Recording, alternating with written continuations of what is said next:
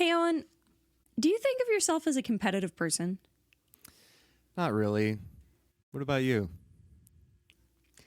I do. I'm pretty type A, and I compete over stupid things that don't matter. And it's just a part of my personality that I can't always turn off. I Yeah. think I'm getting better at it as I age, but I feel like I may be competitive about certain things. It just depends.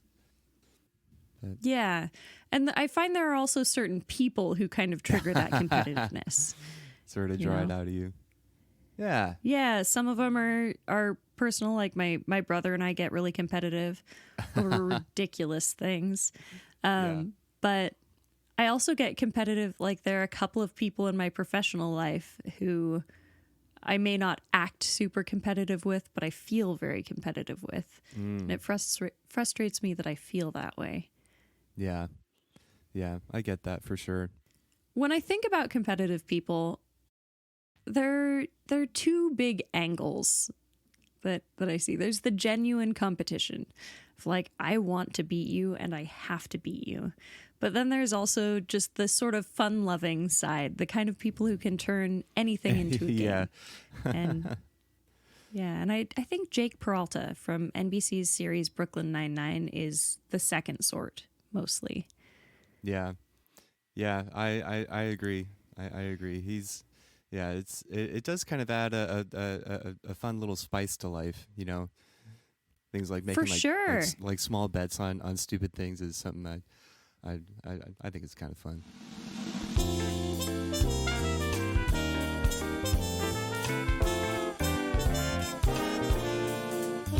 Yeah. Hello, and welcome to Unsolicited, the podcast that gives fictional characters advice they did not ask for. I'm Emily Blake. And I'm Owen Evans. Today we're talking about Jake Peralta. And over the course of 8 seasons, we see a huge character arc for him.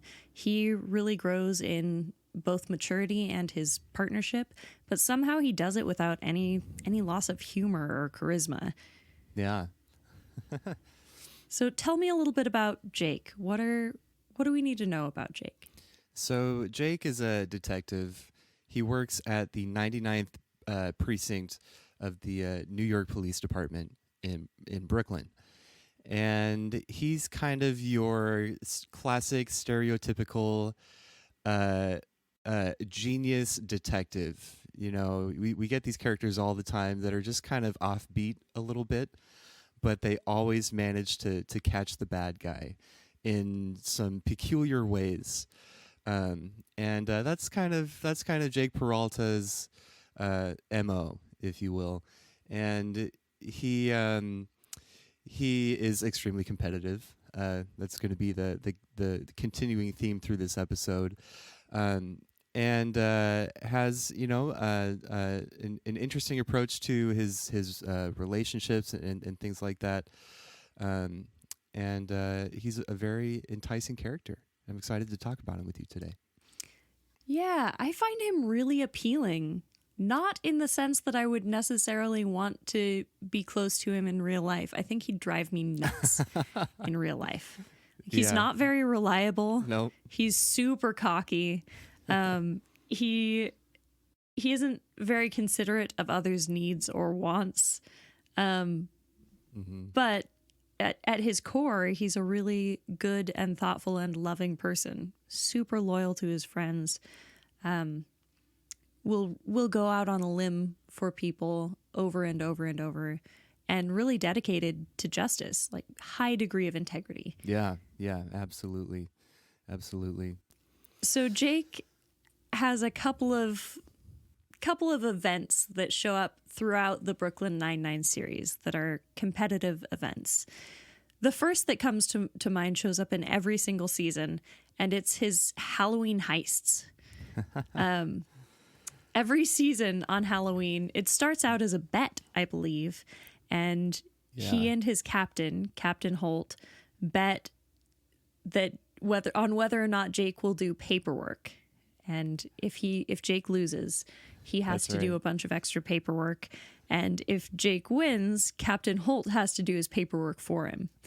But in the course of the heist, Jake ends up convincing the rest of his squad to help him out by saying he'll do their paperwork. So Captain Holt ends up stuck with all of the precinct's paperwork. I love a returning bit in a show like this. I'm a sucker for things like that, and it's so funny, and it really is the peak of this whole idea of Jake being competitive, because they just go to such drastic lengths to one up each other every time, you know. Enlisting. Well, and the first one is relatively on the spot. Like, hey, let's make this bet. Okay, we're going to do it. Here we go. But the next year they do a Halloween heist, and it turns out that Jake has been planning his side of the heist for 3 months. But Captain Holt has been planning his since the evening of the last Halloween heist. Yeah, that's right. You played me. Like Franz Bluheim plays the flute. But how? I've been planning this theft for 3 months. I know, but I've been planning it for a year. Last Halloween, after you won the bet, I went back to my office to do everyone's paperwork, but I did no paperwork. I started to plot my revenge. I began by creating a word cloud. So they end up with these incredibly elaborate schemes where they're working with other criminals that they've brought in and released, or they're working with, there's one recurring character who looks just like Charles Boyle, another Jake's best friend and another detective in the precinct. And he comes in every year and pretends to be Charles. And it really is not just a clever piece of cinema, but a really insightful look at the personalities of this group and why they work so well together. Yeah, to have totally. one person who would do such long-term planning for a competition is one thing, but to have eventually an entire precinct participating. Yeah, and they all kind of complement each other with their personalities and skill sets, which just makes for really engaging television. Well, and an element of the heists is that there are always stakes. So the stakes of the first bet are that the paperwork factor, right? But those stakes kind of get higher. And spoiler alert, the series ends when Jake is trying to say goodbye to the rest of his squad. And he plans this elaborate heist where he's planted gifts for each person. They're always trying to steal something. Once it's Captain Holt's watch. Another time it's a Medal of Honor that he's won. The final one is a fake Medal of Honor that's made out of really inferior materials that Jake thinks is far, far better. But he's planted going away presents for each member of the squad and is attempting to lead all of his teammates to the correct gifts so that they all think they've won until he eventually unmasks and says, hey, this is actually a goodbye party. Yeah. And the stakes just kind of get higher every time. Yeah. Another place that they use bets and competition and just make it gamified and fun is the Jimmy Jab games. And the name comes from, oh no, I'm not going to say that. Not going to say where the name comes from because I'm worried I'm going to say it wrong. But the Jimmy Jab games are a series of competitions that also take place several times over the course of the series. And the first one is because Jake wants Rosa's friend's phone number. And Rosa wants Jake to stop asking for her friends' phone numbers. So if he wins, he gets the number, and if he loses, then he has to stop asking. Yeah, so it's almost less about being interested in this person and more about winning at that point, right? Exactly. And that's a major theme of that episode. But he also, over the course of it, creates an almost Olympics-like series of office games that they can all play together. And it really is, I would love to work with people that I felt like we could do that kind of stuff with, you know? What a gift. Yeah. Yeah, that would really brighten up the kind of the kind of office thing. I it's I'm not the kind of person that would be able to, just thinking about that kind of mentally exhausts me. I think that kind of is probably a result of, I don't know. I don't always feel super competitive, like I said earlier. It really depends what it is, but Sure. I'd love to participate if somebody else would had the idea. One of the things I love about Jake's particular brand of competitiveness is that it actually builds bonds with people rather than breaking them. Yeah, you're right. His first date with the woman who will become his wife, my personal hero, Detective Amy Santiago. She's a great character. I love her. She is comically goody two shoes. She is everything that I am, but a police officer somehow. Yeah. Which I could never do. Like, not the fit for me. But their relationship really starts with competition. Oh, so yeah. one of the first episodes of the series, we see Jake and Amy competing to see who can make the most arrests. And the stakes of this particular competition are that if Amy wins, Jake has to give her his highly prized car. And if Jake wins, Amy has to go on the worst date of her life with Jake. And he's been very open that this will not be a serious date. He is going to actively try to make it miserable. Well, I'm sorry that I can't stay, but I have a terrible night planned for Amy. First up is the mall photo studio, where we'll take our official date portrait. The picture will be the two of us playing one saxophone. Then, some peel and eat shrimp for dinner at a dangerously cheap seafood restaurant. And then I've contracted a youth choir to serenade us. Santiago, Santiago, Santiago, Santiago, you suck so bad. Yes! They'll sing to her at midnight in the middle of Times Square. She and 500 German tourists will savor that memory for all times. Jake, do you know why little boys pull little girls' pigtails on playgrounds? Because they're so easy to grab. They're just begging to be pulled. Because they like the girls, and that's the only way they know how to get their attention. What are you saying? All of this teasing, this elaborate date, somewhere down deep, you like Amy. Like her.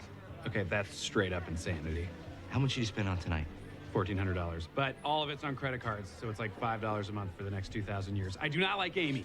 You're putting a lot of effort into a joke. Why don't you just sit down and have a real conversation with her? Okay, Boyle, you live in your ex-wife's new boyfriend's basement.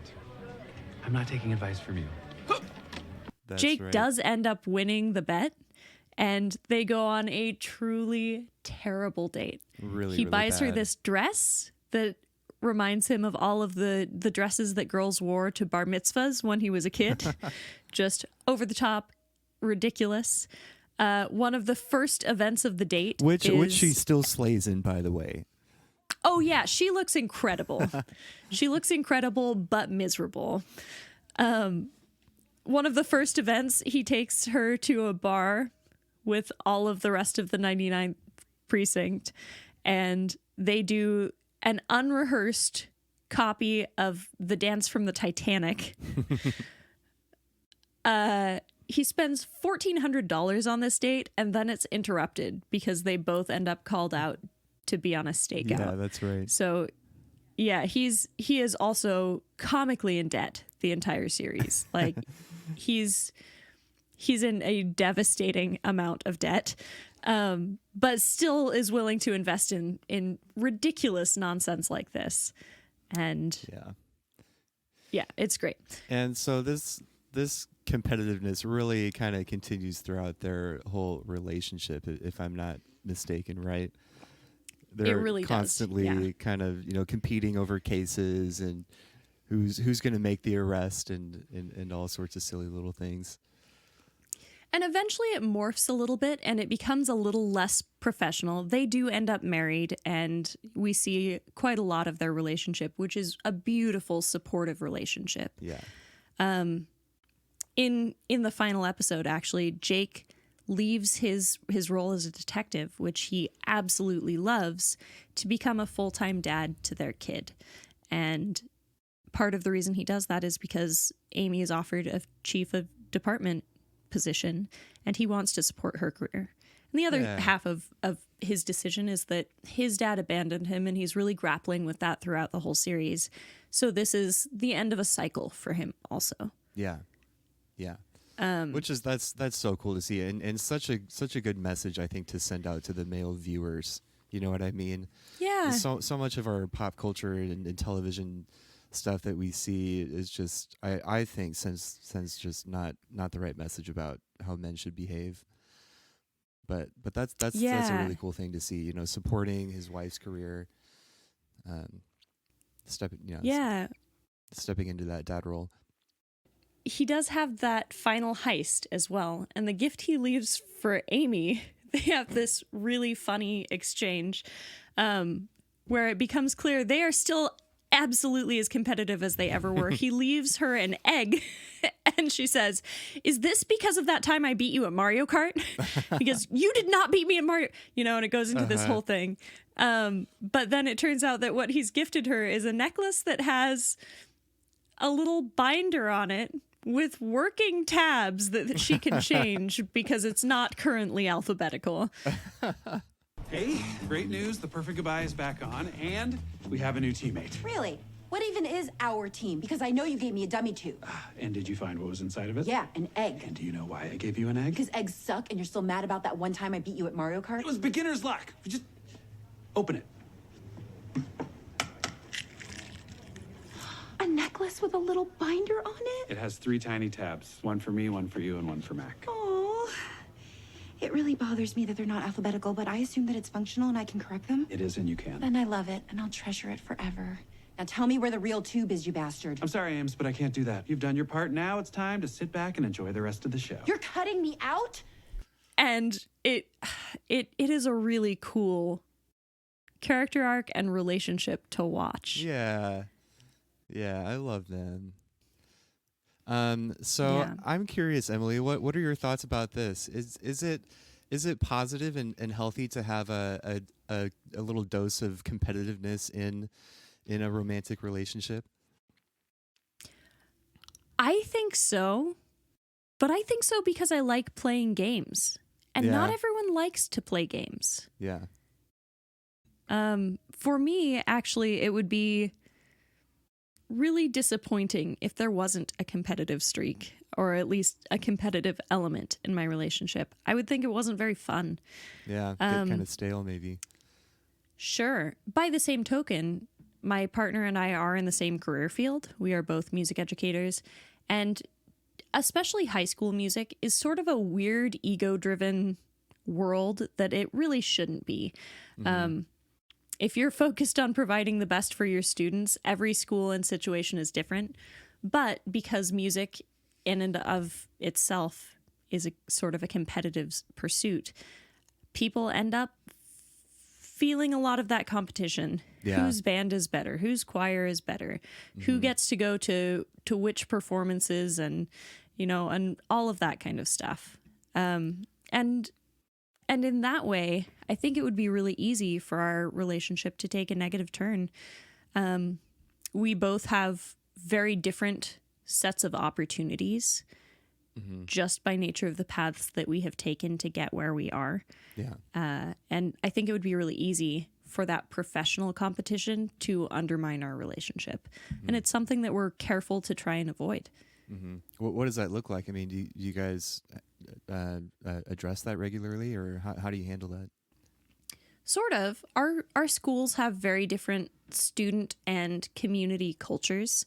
And it really, when we come home at the end of the day and talk about what our day-to-day life looks like, it's almost like we're doing completely different jobs, all sort of in different countries. Like, our experiences are so different. And we have become really open about saying, hey, look, I'm really happy for you about this. I can't talk about it right now. Or vice versa. Like, I know this is a problem that you need help thinking through and talking through, but right now I can't have this conversation. Mm-hmm. And being respectful of those boundaries is really important. Mm-hmm. Hey, there's our boundary reference for the episode. Everyone, you gotta have it.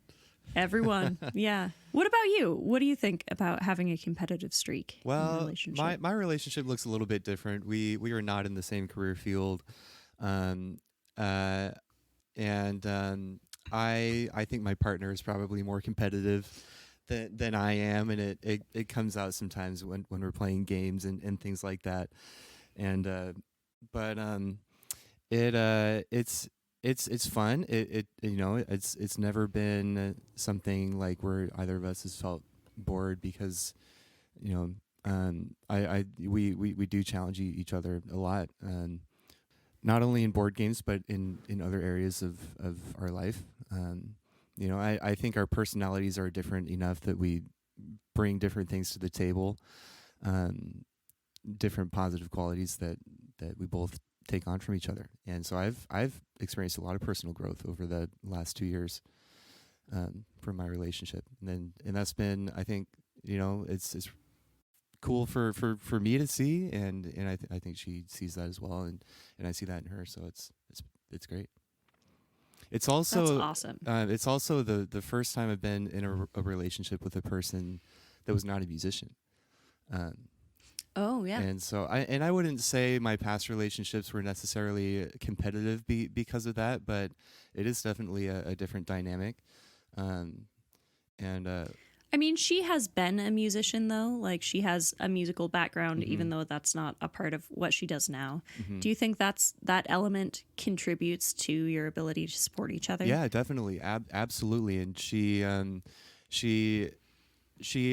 understands, why music is so important to me, and why it's worthwhile for me to invest the majority of my time in that pursuit, which is great. And she's extremely supportive and always has been. And so I don't know if that's necessarily related to what we're talking about, but it's really nice. Should we start putting an every episode shout out to Allison? Yes. Because I think we should. Yeah, shout out to Allison. Allison, we you're the love best. her. We love her. We love Robbie too. Yep.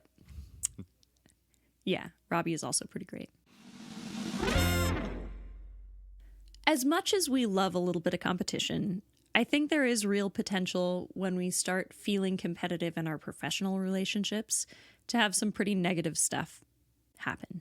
I agree. Yeah, a competitive foil to Jake is the Vulture, who's a character in the show who works for major crimes.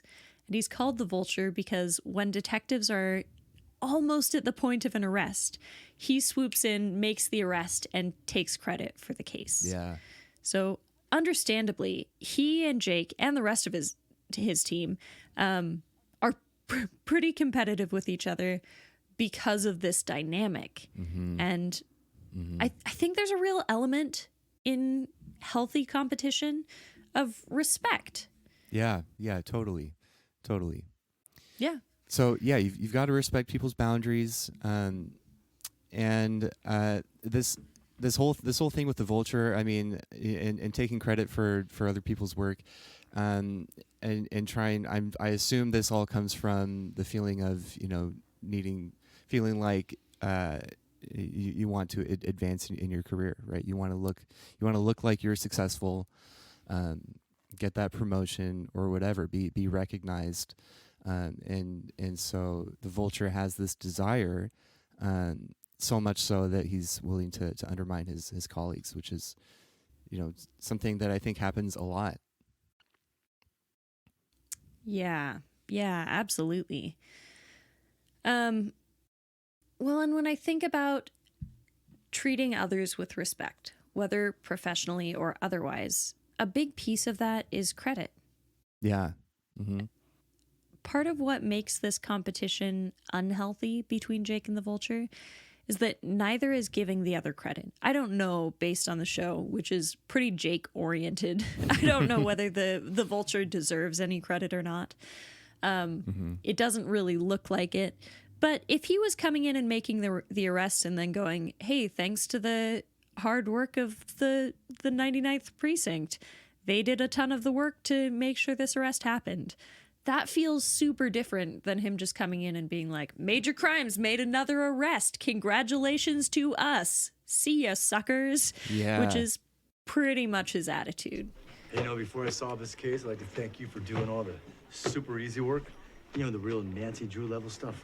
Oh, yeah? Did Nancy Drew solve a lot of murders? Yeah, she did. Murder on Ice, Recipe for Murder. Nancy was a wonderful detective. I wanted to be her when I grew up.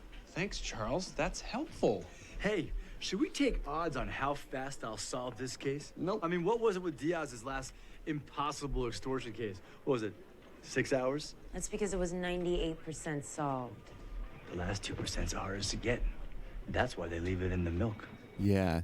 Not to mention, and I don't know if this is the case in the police field, but in a lot of careers, it is the case where you're working to fill a quota, and then that could relate to some kind of financial bonus or stipend Right. or something like that. Yeah. Yeah. As well as promotions. Typically, we think when you do good work, you end up promoted for doing good work. Mm-hmm. But that can be a real problem if you're doing all of the background work and then someone else is receiving the credit. Mm-hmm. And that's actually a major feminist issue that we talk about a lot. Women are tasked with a lot of what is called non-promotable work, which is stuff that has to get done, but is not going to earn you a promotion. Yeah. So the most classic example is note taking, right? If you're in a meeting and it's a mix of men and women, almost every time the person who's taking notes ends up being a woman. Doing that extra little bit of work is never going to get her a promotion. No one's like, gee, you know why I think you should get a pay raise? I've noticed that every meeting you're the person jotting down notes. But Yeah. it is additional labor, especially if you have to clean them up and send them out afterwards. Yeah. There's another totally. little chunk of your day that goes away. Yeah. Plus, you know, And kind of the same thing is happening here.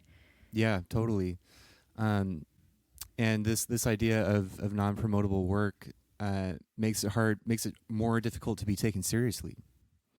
Right? If you were to try to contribute an idea to a meeting or something like that, but be shut down for it because, you know, maybe some And folks let's talk. This is a little bit of a left from Jake and his competitions, but let's talk a little bit about what Brooklyn Nine-Nine is doing in terms of its role in society. So this show has been running for about 8 years and has ended now, but it was still running during a period of time when police brutality was receiving a lot of necessary media attention, and especially brutality against people of color. One of the critical dynamics in the story is that Captain Holt, the police chief who takes over the 9-9 in the first episode of the series, is both black and gay, and he deals a lot with the kind of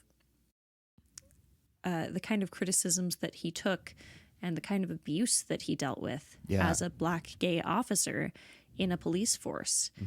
There's an episode also where Terry, who's another powerful character, and kind of bucking a lot of traditional masculine roles. He's absolutely ripped, but he has 2 twin daughters, and his primary concern is about being a role model and a good dad for his kids. Yeah, and he's super sensitive. I mean, if you had to guess, how many times would you say we see Terry cry throughout the whole series? It's a good number of times. Yeah.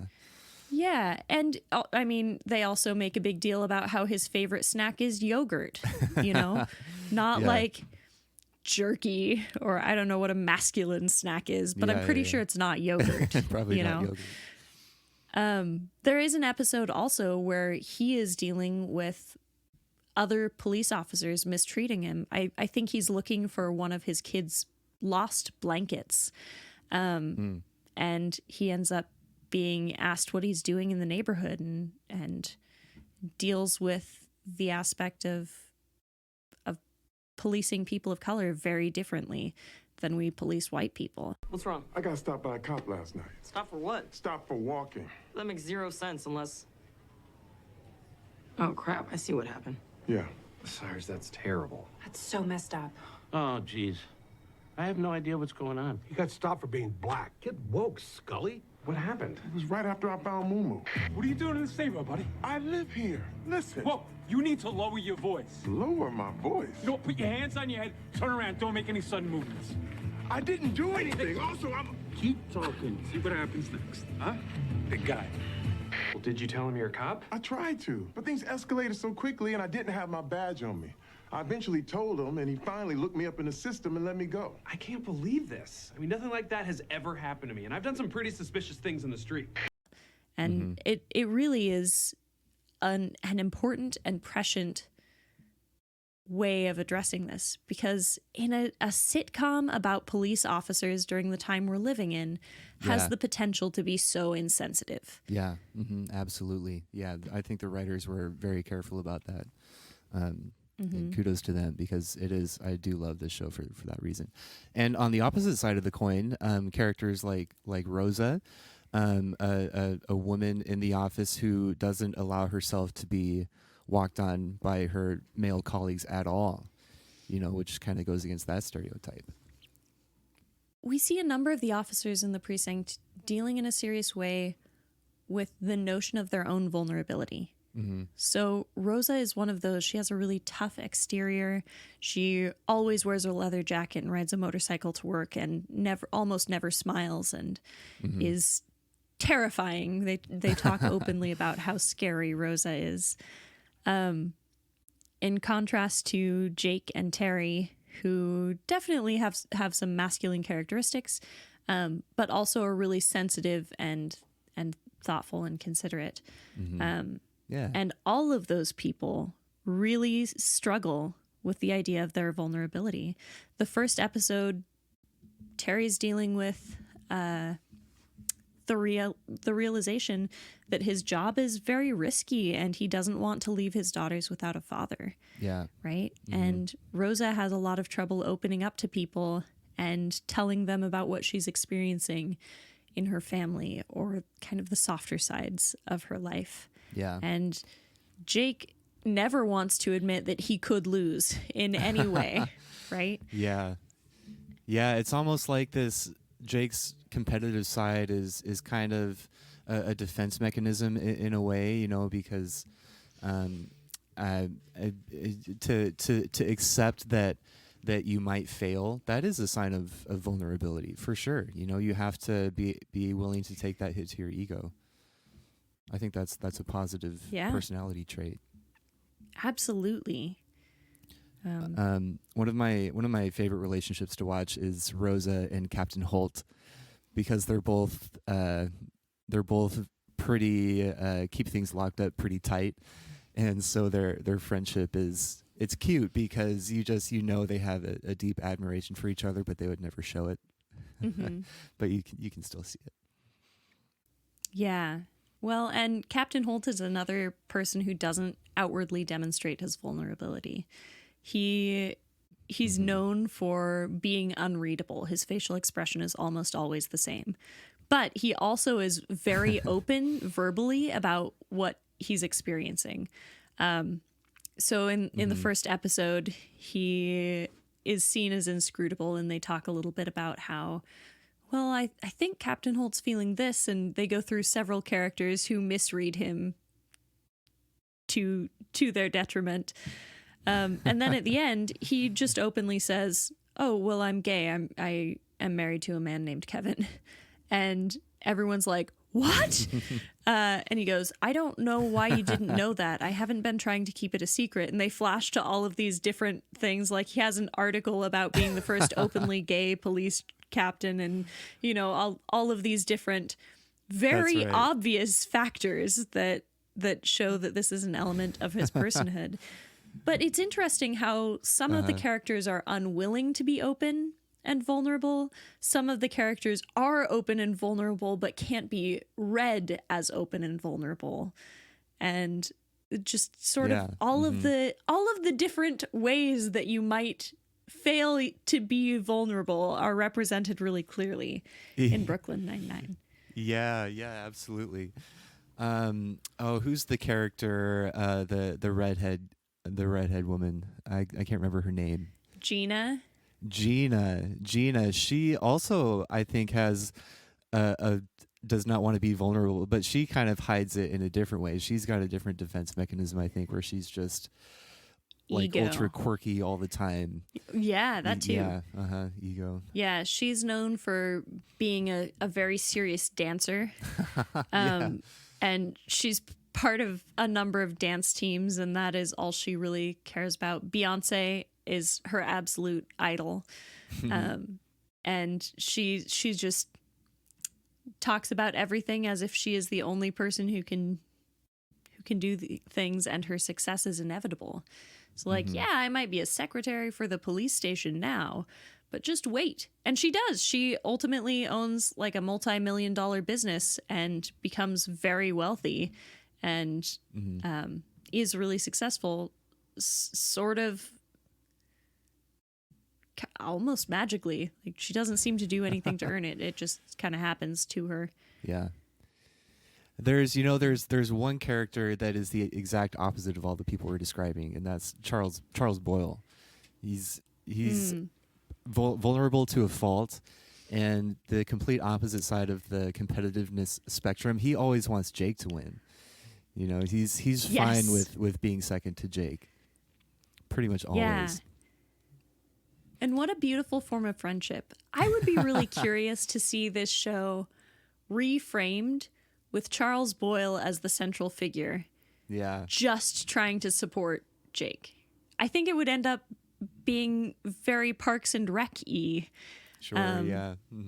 Because that's kind of, it's kind of the nature of that show. But I don't know if anyone would watch that show if it was gender swapped, if it was a man who was the central figure just trying to make his friends successful instead of a woman. Interesting point. Well, is it about time we offer some advice to our man of the hour here? I think so. Are you ready? I'm ready. Okay. What advice do you have to offer to Jake? My advice is for Jake to allow himself to be more vulnerable, like we were talking about, because I think this ultra competitive side of him is a side effect of that. I think that's the thing about vulnerability is the root issue. At least that's the way it seems to me. So I think some easy things to do are try to be intentional about recognizing other people and their successes and their victories, which to his credit he does, but he ultimately is the most concerned about himself, I think, the majority of the time. At least that's the way that it kind of seems to me. What about you? Sure. I like Jake's competitive streak, and I think mostly he's doing it in a healthy way, but I would like Jake to invest in a financial education. I think often the lengths he goes to for the sake of competition are more troubling than the competition itself. Yeah, for sure. So, yeah, putting stakes on a lot of what's happening in his life is great. It makes life a lot more fun. It helps build relationships with people who he loves dearly. But destructuring his own life in order to compete is problematic. Yeah. And I'd like to see him establish some boundaries with himself. Here is what I will do. Here is what I won't do. Yeah. Yeah. Yeah. Especially out of respect for Amy, right? Because that's something that will take a toll on her, or does take a toll on and their on her. kids. Yeah. Yeah. Yep. So it's great that he's making a lot of personal sacrifices for his family, but you have to have you got to have the resources to sacrifice first, right? Yeah, exactly. Exactly. I just think if he lets Amy be in charge of finances, they're probably going to be a lot better. I don't know. Amy goes a little over the top sometimes too, though. They're just such passionate people, the both of them. They are such passionate people. Well, on that note, Unsolicited is a Salty Pup production. Music by Tristan Hurd, publicity by Allison Biggie, audio engineering by Robbie Rutherford, and art by Erica Peterson. Thanks also to my co-host, Owen Evans. My name is Emily Blake. Thanks for listening.